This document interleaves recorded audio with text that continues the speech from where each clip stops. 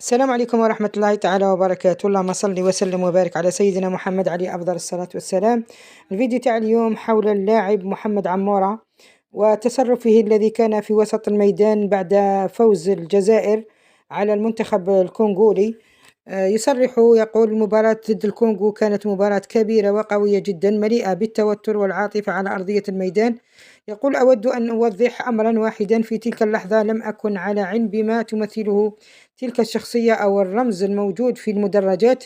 كل ما أردته كان المزاح بروح طفولية وبريئة دون أي نية سيئة أو رغبة في استفزاز أي كان.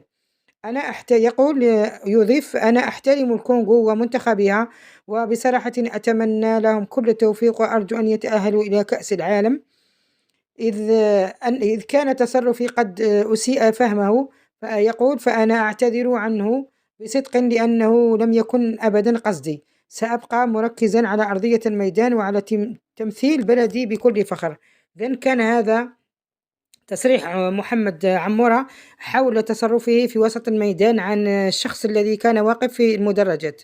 أتمنى كل التوفيق للمنتخب الوطني. خلونا تعليقاتكم. مع السلامة في فيديو آخر إن شاء الله.